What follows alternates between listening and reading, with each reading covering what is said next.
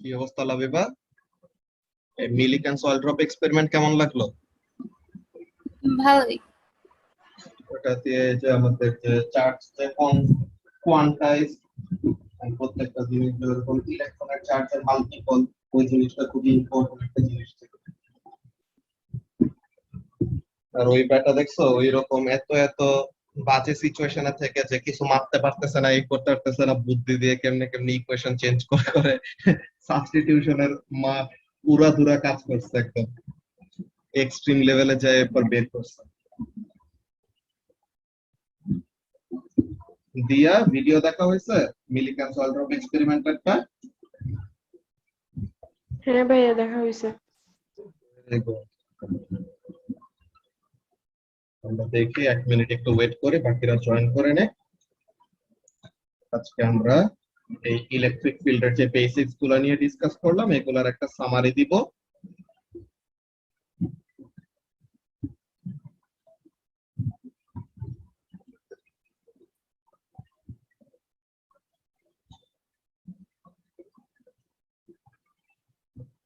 Arpa, video দেখা হয়েছে না মিলিকান সয়েল ড্রপ এক্সপেরিমেন্টেরটা?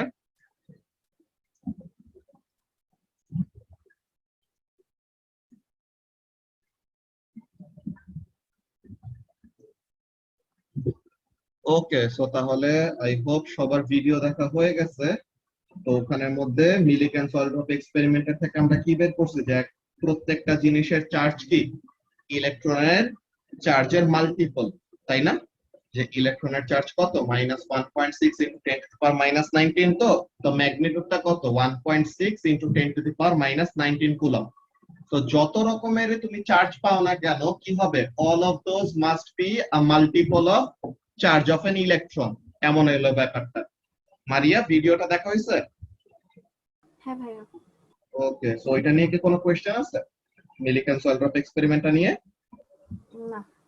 ওকে, তো তাহলে আমরা ফার্স্টে একটু সামারিটা বলে নেই যে ইলেকট্রিক ফিল্ডের মধ্যে আমরা ব্যাপারগুলো পড়লাম কি কি। তো ফার্স্ট অফ অল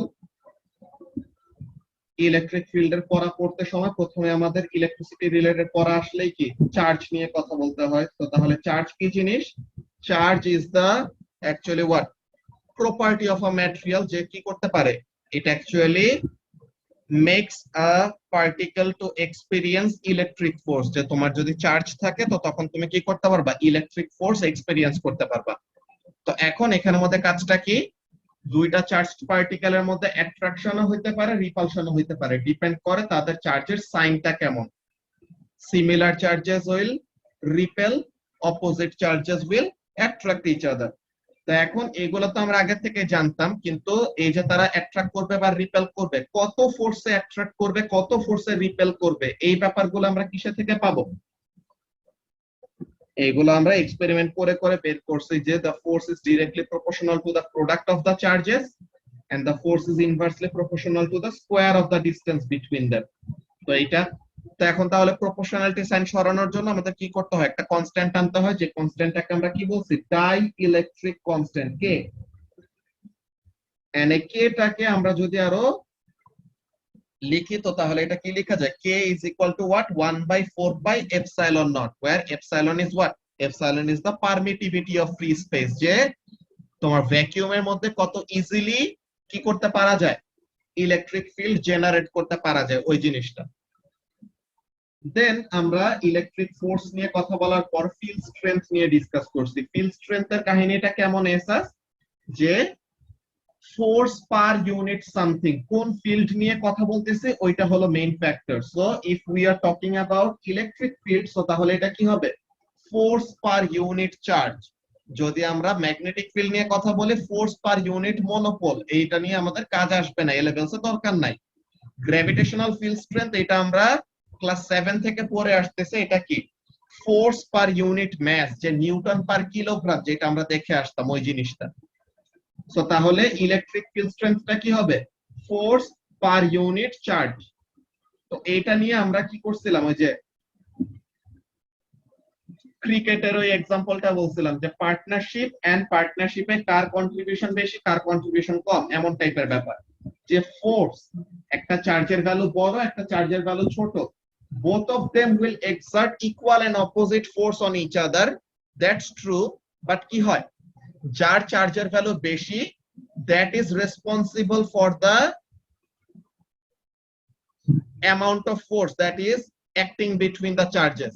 যে চার্জের ভ্যালুগুলো যদি ছোট ছোট হইতো তাদের মধ্যে ফোর্স কাজ করতে কম, তো একজনের চার্জের ভ্যালু বড় একজনের চার্জের ভ্যালু ছোট, তো তখন কি হয় দুজন সমান ফোর্স এক্সার্ট করে, ইয়েস, বাট এই যে ফোর্সের ভ্যালুটা যে চেঞ্জ হয়েছে এইটার মধ্যে কার ইফেক্টটা বেশি কাজ করবে, যার চার্জের ভ্যালুটা বেশি তার ইফেক্টটা কাজ করবে বেশি, যার চার্জের ভ্যালুটা কম তার ইফেক্ট কাজ করবে কম। তো এই ব্যাপারটাতে আমাদের চলে আসছে কি ইলেকট্রিক ফিল্ড স্ট্রেংথের ব্যাপার, ঠিক আছে।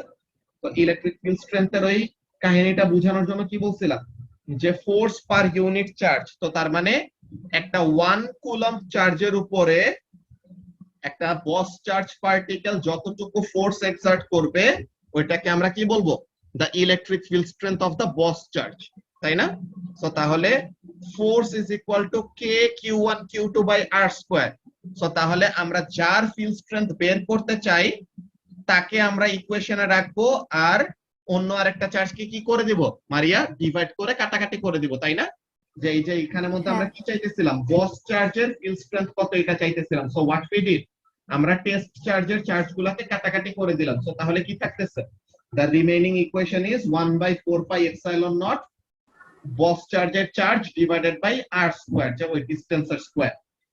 ওকে, সো তাহলে এটা কি, this force is exerted on 1 coulomb charge by capital Q মানে boss charge. So this is the field strength, যে this is the electric field strength of the boss charge at that specific distance. তো এটা ছিল আমাদের electric field স্ট্রেংথের discussion. এরপরে এই যে electric field স্ট্রেংথের formula আর ফোর্সের সাথে রিলেশন ওই জিনিসটা লিখে রাখছিলাম।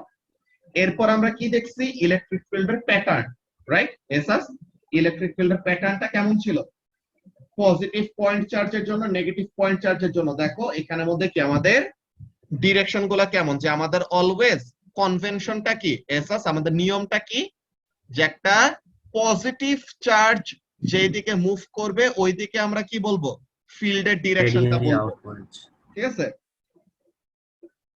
আমাদের টেস্ট চার্জটা অলওয়েজ কি হবে, test charge is always positive.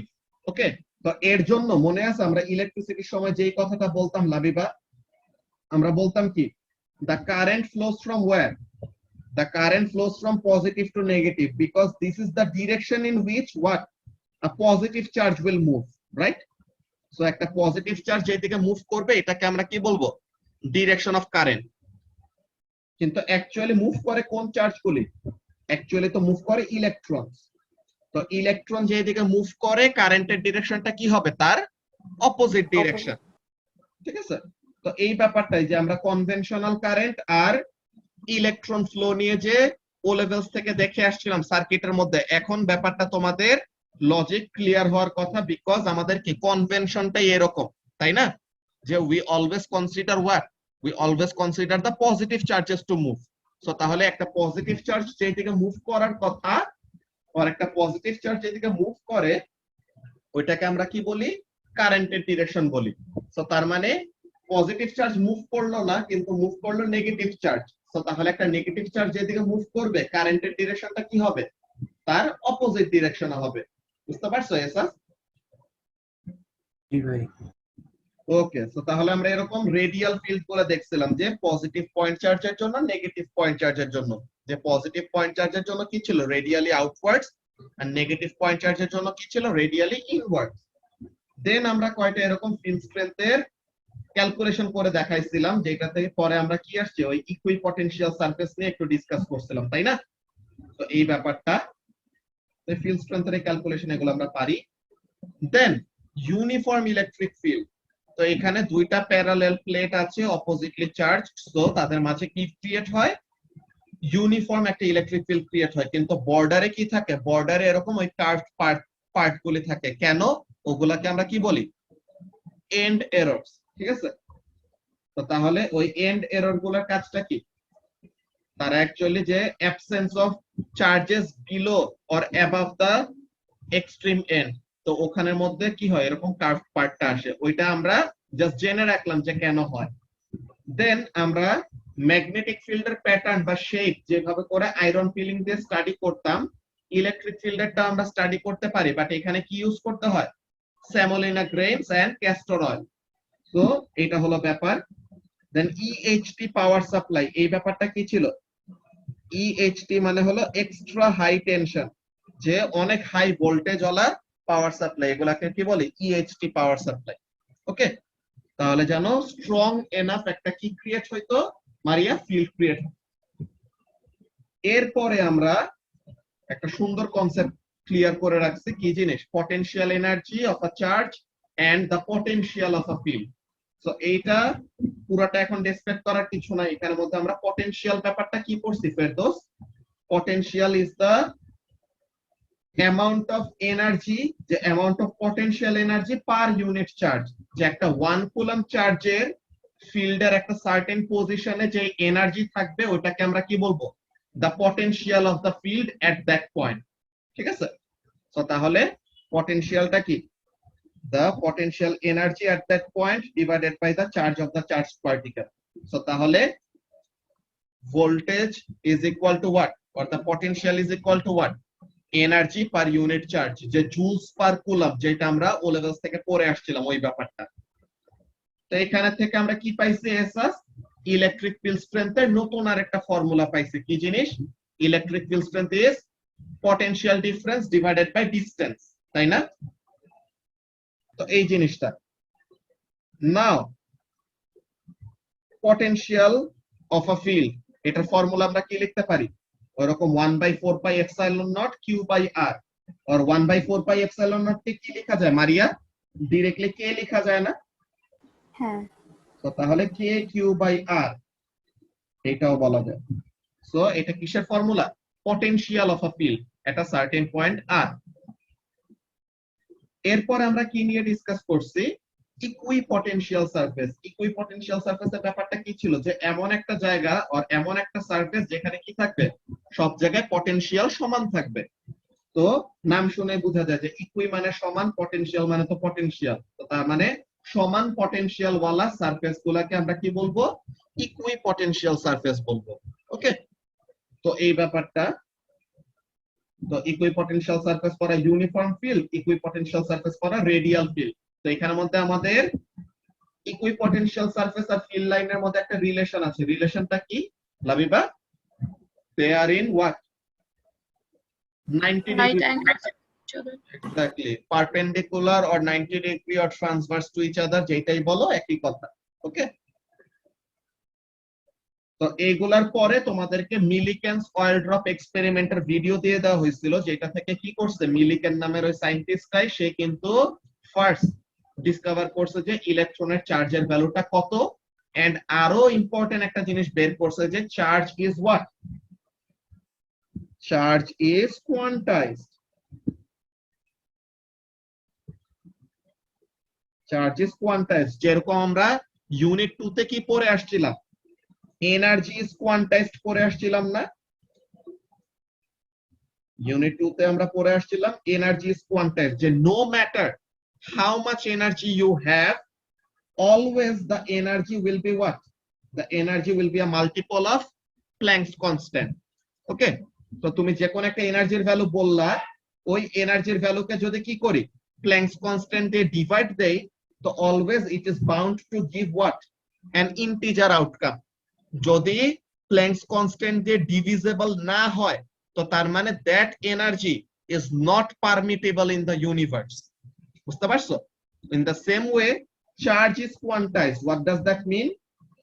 Every charge that exists, যে কোনো চার্জের ভ্যালু তুমি বলো না কেন, ওই চার্জের ভ্যালুটাকে যদি তুমি কি করো? ওই চার্জের ভ্যালুটাকে যদি তুমি ইলেকট্রনের চার্জ দিয়ে ডিভাইড দাও, it is bound to give a integer value. যদি এটা না দেয়, তো তার মানে কি that charge is not possible in the universe. বুঝতে পারছো? ইলেকট্রনের চার্জ দিয়ে ডিভাইড দিই মানে এই যে মিলিকেন্স অয়েল ড্রপ এক্সপেরিমেন্টের ভিডিওতে কি দেখছিলা? যতগুলি চার্জ পাওয়া গেছে ওগুলি কি? All are integer multiple of the charge of electron. যে যতগুলা চার্জ সে এক্সপেরিমেন্ট করে করে পাইছে, কি কি পাইছে? -1.6 × 10⁻⁻19, মাইনাস পাক প্লাস পাক যেটাই পাক, প্লাস অর মাইনাস, দেন পাইছে 3.2 into 10 to the power minus 19, 4.8 into 10 to the power minus 19, কিন্তু কখনো সে এমন পায় নাই, সে এরকম পায় না যে 2.0 into 10 to the power minus 19, এরকম কোন চার্জ কি করতে পারবে না, এক্সিস্ট করতে পারবে না। ওকে, অলওয়েজ চার্জ কত এক্সিস্ট করে, integer multiple of charge of N electron. এই জিনিসটাকে কি বলা হয়, কোয়ান্টাইজেশন বলা হয়, যে যত মন চায় তত হইতে পারে না, সবগুলো কি থাকতে হবে, সার্টেন মাল্টিপল মেইনটেইন করতে হবে। ঠিক আছে এসাস? জি ভাই। এই জিনিসগুলো তো এই ভিডিওর মধ্যে ডিসকাস করা হয়েছে না মারিয়া, কোয়ান্টাইজেশনটা? হ্যাঁ ভাইয়া ওকে, হ্যাঁ হ্যাঁ তো তাহলে আমি এইগুলা হাফ দেখছিলাম আর কি। ওই তো হাফ দেখবা, তোমার তো সারা জীবনই হাফই চলে গেল। এই ভাই আবার খোটা দেয় ধুর। আচ্ছা, তো এখন এই ব্যাপারগুলো তো আমাদের লেকচারের মধ্যে কভার করছে, আমরা এখন স্টুডেন্ট বুকের মধ্যে যাবো এন্ড দেখবো যে আমাদের প্রত্যেকটা জিনিস তারা যেখানে যেখানে চাইছে ওগুলা কভার হয়েছে নাকি। এন্ড কয়েকটা এক্সপেরিমেন্ট আছে যেগুলো তোমরা নিজেরা ফার্স্টে পড়বা, দেন ওগুলো আমরা ইউনিট 6 এর সময় ওগুলো নিয়ে ডিসকাস করব, বাট নিজেরা এখনই পড়ে ফেলবা এন্ড বুঝে যাওয়া উচিত এক্সপেরিমেন্টস গুলি। আমরা অনেক বড় হয়ে গেছে, একদম এ লেভেলস এর লাস্ট মাথায় A2 পড়তেছি আমরা।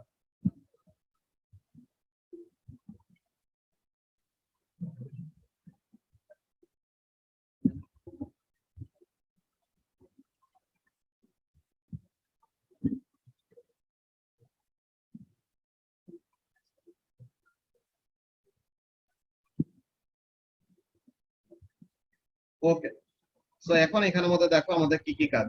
ফার্স্টে define electric field and electric potential, এখন আমরা এগুলো জানি।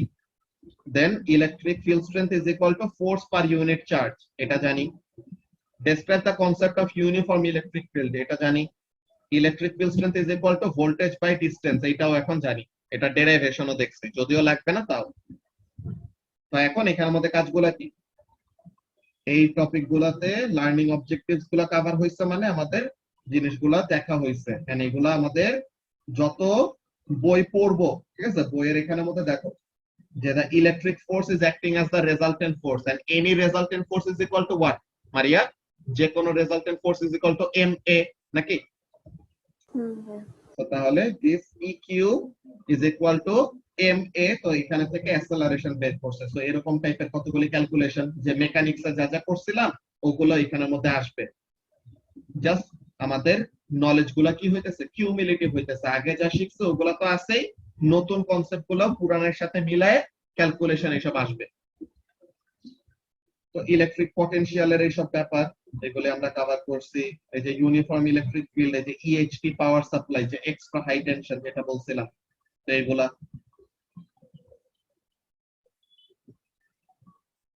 এরপরে ইকুইপটেনশিয়ালস, যে ইকুইপটেনশিয়াল সারফেস কেমন।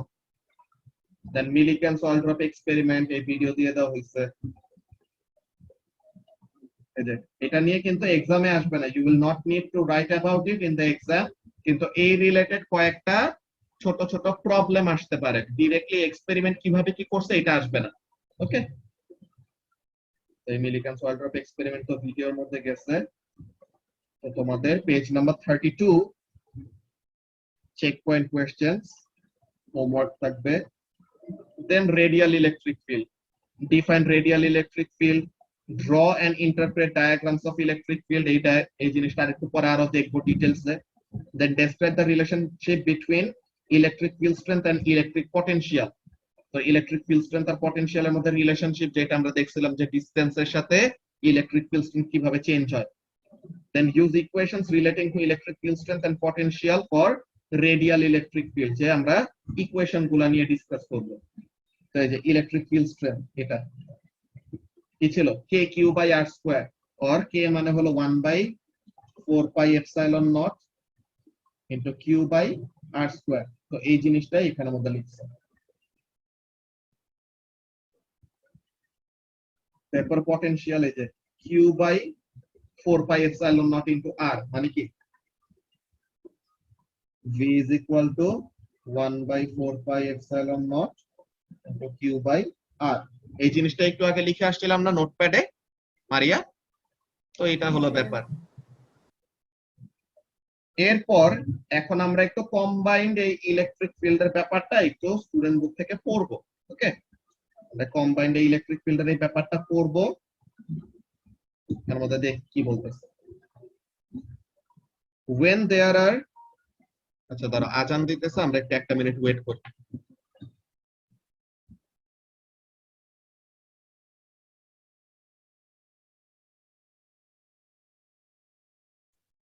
ওকে, তো তাহলে আমরা যে জিনিসটা পড়তেছিলাম যে কম্বাইনিং ইলেকট্রিক ফিল্ডস এর ব্যাপারটা, ওই জিনিসটা নিয়ে আমরা ডিসকাস করি, দেখি কি বলতেছে তারা।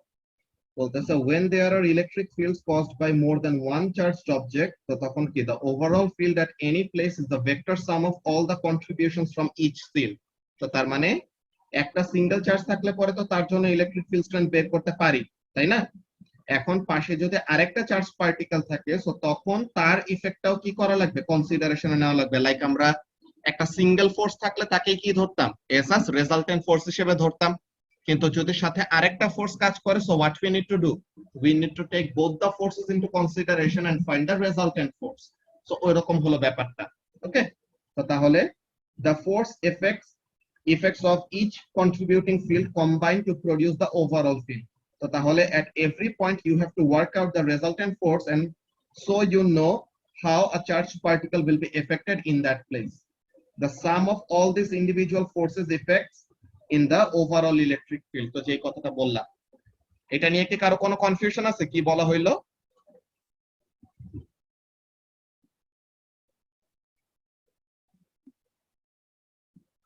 ওকে, সো কারো যদি কোনো কনফিউশন না থাকে, এর পরের ব্যাপারটা দেখো কি বলতেছে। তোমরা এস আজকে কালকে খবর দেখছো যে একজন আর্জেন্টাইন সাপোর্টার যে পতাকা লাগাইতে যে এরপরে মারা গেছে, যে ঠাডা পড়ছে তার উপর, হে না, পতাকা টাঙাইতে যে এরকম বিজলি চমকাইছে, তখন ছাদের উপরে গেছিল, তো তখন ওইটাতে মারা গেছে আর কি। তো ওখানে মধ্যে কাজ কি করা হয় দেখো, নরমালি বিল্ডিংস গুলো যখন নাকি ভালো মতো সেট করা হয়, হোয়াট অ্যাকচুয়ালি হ্যাপেন্স, বিল্ডিং এর ছাদে, ঠিক আছে, বিল্ডিং এর রেলিং গুলার ওখানে তোমরা কি এরকম দেখো যে কতগুলি স্পাইক থাকে, কতগুলি এরকম মেটাল স্পাইকস থাকে কোনায়, এরকম দেখো তোমাদের ছাদে আছে কারো? হ্যাঁ তো এরকম মেটাল স্পাইকস গুলো অ্যাকচুয়ালি কি করে, মেটাল স্পাইকস গুলো অ্যাকচুয়ালি ডিরেক্টলি আর্থের সাথে কানেক্টেড, বুঝছো? তো যখন নাকি কি হয়, কোনো ওরকম থান্ডার স্টর্ম হয়, তো তখন ওই থান্ডারটা যেন বিল্ডিং এর থ্রুতে ডিসচার্জ না হয়ে ওই স্টিল রড গুলা যেগুলো দেওয়া আছে ওগুলার থ্রুতে যেন ডিসচার্জ হয়। তো তাহলে যেন কি না হয়, বিল্ডিং এর ভিতর দিয়ে গেলে পরে বিল্ডিংটা ড্যামেজ হয়ে যাবে না। তো এর জন্য কি করা হয়, এরকম সাইডে কন্ডাক্টর লাগায় রাখা হয়, যে কন্ডাক্টর গুলি কি করে, যে কন্ডাক্টর গুলি সুন্দর মতো ডিসচার্জ করার কাজটা করে ফেলে আর কি। বুঝতে পারছো? তো এখানের মধ্যে ব্যাপারটা কি খেয়াল করো, স্পাইক থাকলে পরে জিনিসটা কি হয়, স্পাইক থাকলে পরে ওই জায়গাটায়, ওয়াও ওয়াও, মারিয়া তো সেই চিন্তা ভাবনা করো। মারিয়া কি চিন্তা করতো জানো এসাস, কি ভাই? ছাদের উপর এই স্পাইক গুলা কেন থাকে, বিয়ের লাইট জানি, বিয়ে বাড়ির লাইট জানি লাগাইতে পারে।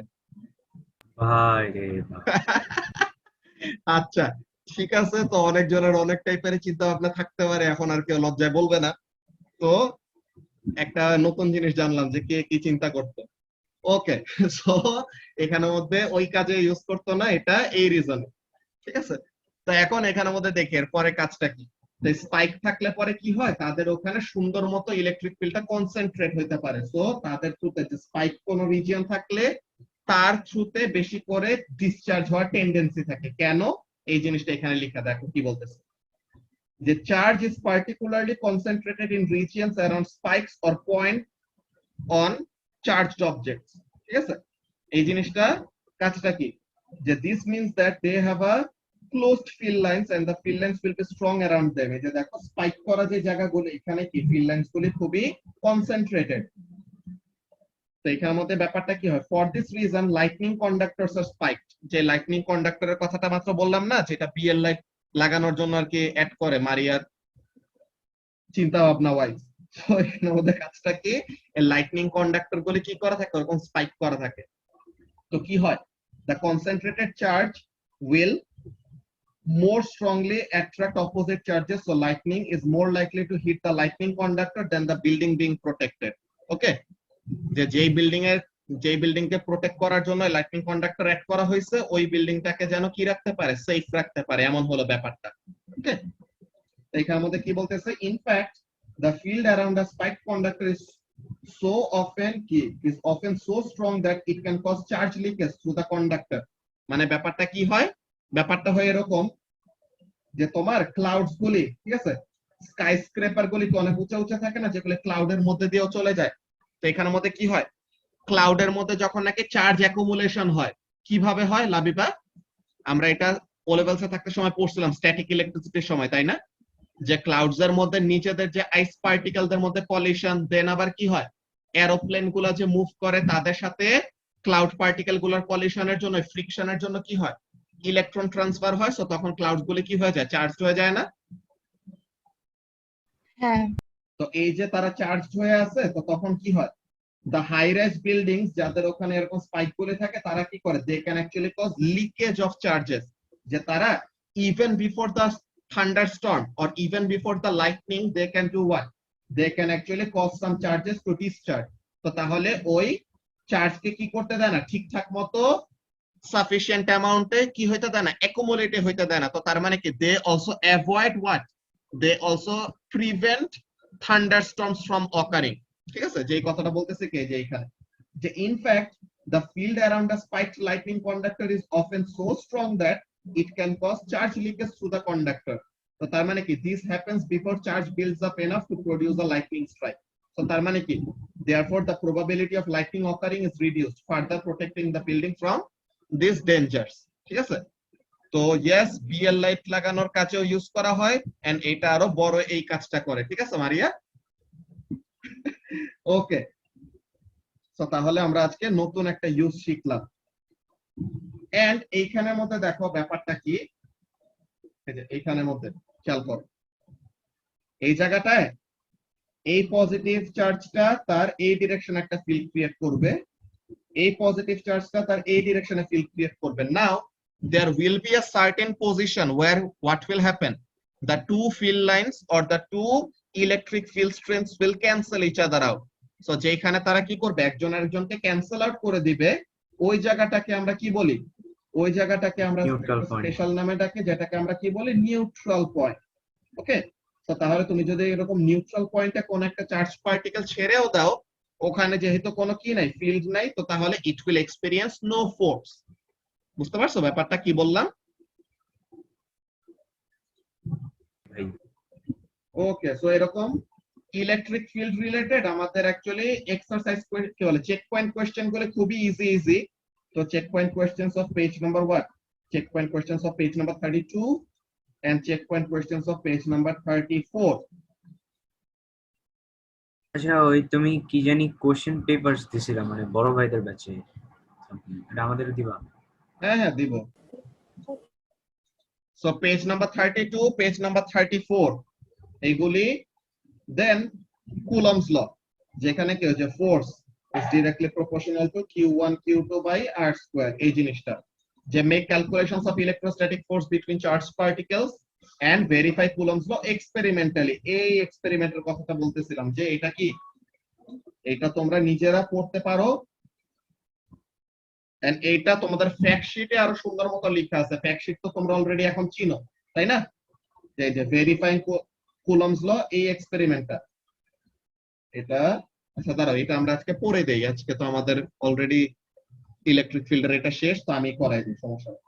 এখানের মধ্যে দেখো কাজটা কি, in 1785 Charles Augustin de Coulomb published a paper in which he provided experimental evidence for the equation to calculate the force between two charges. His experiments involved measuring the force between charged spheres on a torsion. Torsion মানে কি, rotating balance। ওকে, যেটা কি torsion balance মানে হলো rotating balance and কি fixed charges। তো এখানের মধ্যে কাজটা কি হয় খেয়াল করো। A simplification of this method which can be carried out in school lab is shown in this figure। তো কাজটা কি করা হইতেছে দেখতেছো, এইখানে একটা সাপোর্ট, ওয়াও অরেঞ্জের উপরে ইয়েলো দিতেছি, খুব দেখা গেছে, এই যে এইখানে একটা সাপোর্ট, এইখানে একটা support. So see what happens, যে তারা তো এরকম ঝুলে আছে এই চার্জ পার্টিকেল গুলো, যে ব্ল্যাক দুইটা স্ফিয়ার দেখতে পাইতেছো না, তো এই দুইটা স্ফিয়ার কি করে দেওয়া হয়েছে, হ্যাং করে দেওয়া হয়েছে। নাও সি হোয়াট হ্যাপেন্স, তাদেরকে যখন নাকি কাছে আনা হবে, এই দুইটা চার্জ স্ফিয়ার দুইটাকে যখন নাকি কাছে আনা হবে, তখন কি হবে, যদি তাদের চার্জ সেম হয় তো তখন তারা কি করবে, একজন আরেকজনকে রিপেল করবে না মারিয়া? সো এই যে তারা একজন আরেকজনকে রিপেল করবে, কত ফোর্সে রিপেল করতেছে এই ব্যাপারটা কিন্তু আমরা বের করতে পারি। হাউ? জিনিসটা দেখো, এই ছিল ইনিশিয়ালি তার সিচুয়েশন, কাছে আনার পরে কি হয়ে গেছে, সে এরকম বাঁকায় গেছে। So what we can do, we know the weight, যে ম্যাস অফ দ্য স্ফিয়ার জানি, তো তার মানে কি ওয়েট জানি, তো এই তো টেনশন, তো এই আমরা কি করব, অ্যাঙ্গেলটা বের করব। তো অ্যাঙ্গেল বের করলে আমরা কি পেয়ে যাব, দেখো তো, টেনশনের ভার্টিক্যাল এন্ড হরাইজন্টাল কম্পোনেন্ট বের করতে পারবো না Ferdous? if we know the angle at which the tension is occurring, so তাহলে we can find the vertical component of the tension and horizontal component of the tension, নাকি?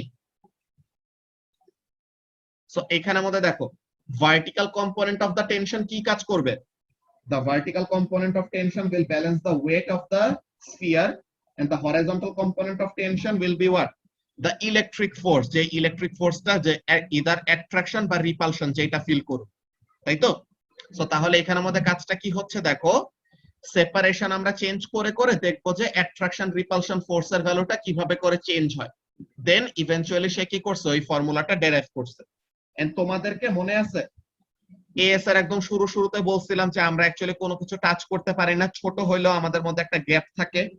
তো এই যে দেখো এভরিডে লেভিটেশন, এই এভরিডে লেভিটেশনের মধ্যে এখানে একটা সিম্পল একটা কয়েকটা অ্যাজাম্পশন করে করে একটা ক্যালকুলেশন দেখাইছে, যে এই যে লেভিটেশন হাইট, যে আমরা অ্যাকচুয়ালি গ্রাউন্ডের থেকে কি করতেছি, এতটুকু হাইট উপরে আছি, যে আমরা অ্যাকচুয়ালি গ্রাউন্ডকে কি করতেছি না, টাচ করতেছি না, we are actually 2.5 micrometre above the surface. So তার মানে আমরা অ্যাকচুয়ালি কি করতেছি, ফ্লোট করতেছি, বুঝতে পারছো? তো এই জিনিসগুলা এই পেজ নাম্বার 36 এর এখানের মধ্যে আছে, এগুলো খুবই ইন্টারেস্টিং ব্যাপার। আচ্ছা, সো এক্সপেরিমেন্টের পরের পার্টটা বলে দেই, এই যে অলরেডি বলে দিছি, তো এখন এখানের মধ্যে আমরা দেখি কি বলতেছে। দেখো, by reducing the separation of the sphere will do what, কাছে আনলে পরে ফোর্স বাড়বে, so you will see an increase in the angle of the lighter angle ball.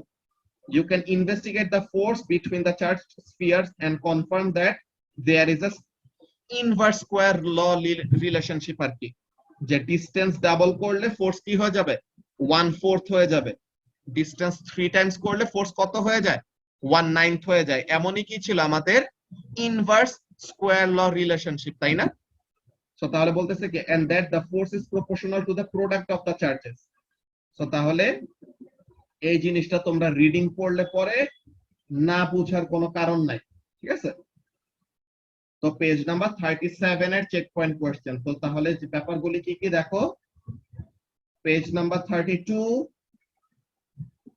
Page number 34 and page number 37, এই পেজের চেক পয়েন্ট কোশ্চেনস গুলি তোমাদের সানডের জন্য homework থাকবে, অলরাইট?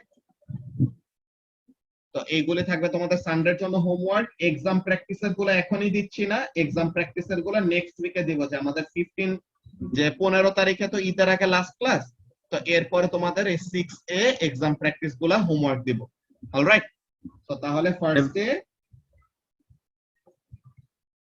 ফার্স্টে তোমাদের এই 15 জিনিসটা তারিখ থেকে কত তারিখে খুলবে ওইটা জানাই দেব। এটা আমাদের ছুটি বেশি লম্বা হবে না, কোরবানির ঈদের ছুটি ছোট, এটা বেশি লম্বা হবে না, এটা বলে দিবনি, ঠিক আছে? তো তাহলে page number 32, page number 34, page number 37 এর চেক পয়েন্ট কোশ্চেনস গুলি এই সানডের জন্য হোমওয়ার্ক থাকবে। দেন সানডের ওই সময় তোমাদেরকে এইগুলোর সলিউশন গুলা দিয়ে দিব, এন্ড আমরা এই উইকে ট্রাই করব ক্যাপাসিটরের যতটুকু আগায় রাখা যায়, ঠিক আছে? ক্যাপাসিটর ও ইলেকট্রিক ফিল্ডের আন্ডারেই, কিন্তু আলাদা একটা টপিক, তো ক্যাপাসিটরের বেসিক্স এন্ড এভরিথিং এইসব জিনিসগুলো নিয়ে আমরা ডিসকাস করব। ইলেকট্রিক ফিল্ড চ্যাপ্টারটা নিয়ে, এটা নিয়ে কি কারো কোনো কনফিউশন আছে? তোমরা এই স্টুডেন্ট বুকটা যদি পুরাটা থরলি রিডিং করো, তো তাহলে পরে কোনো কিছু না বুঝার মতো পাওয়ার কথা না, যদি পাও তো তাহলে ওইটা আমাকে বলবা, ওইটা আমরা সানডের ক্লাসে ডিসকাস করব, ঠিক আছে লাবিবা? হ্যাঁ। তো এই স্টুডেন্ট বুকটাকে রিডিং করা হয়ে গেছে? হ্যাঁ। Very good. তো তাহলে এটা নিয়ে তো কোনো সমস্যা নাই নাকি? না। ওকে, তো তাহলে বাকিরাও তোমরা স্টুডেন্ট বুকের এই ইলেকট্রিক ফিল্ডের যে পার্টটুকু আছে এটা রিডিং করে ফেলবা, পুরোপুরি বুঝে যাওয়ার কথা। এখন আমরা যেটা বলছিলাম, আমরা স্ক্যাটার্ড ওয়েতে ফার্স্টে ফোর্স নিয়ে পরে ফিল্ড স্ট্রেংথ নিয়ে ওরকম ডিসকাস করছি, but now as we are done with electric field, আমাদের অ্যাকচুয়ালি সবগুলা টপিকে কভার করা হয়ে গেছে, বুঝছো? তো কোনো কিছু যদি তাও পাও যে বুঝতেছো না বা মনে হয় যে ডিসকাস করা হয় নাই, তো তাহলে আমাকে বলতে পারো, ওগুলো নিয়ে আমরা সানডের ক্লাসে ডিসকাস করবো আর কি। ওকে, এন্ড সানডের আগে তোমরা ওই হোমওয়ার্কটা সাবমিট করবা, কি কি? পেজ নাম্বার 32, 34 and 37 এগুলোর চেক পয়েন্ট কোশ্চেন। ওকে, তো আজকের ক্লাস আমরা এখন এখানে শেষ করি, সানডের ক্লাসে আবার দেখা হবে। সবাই হোমওয়ার্কটা করে ফেলো, ঠিক আছে? আল্লাহ হাফেজ।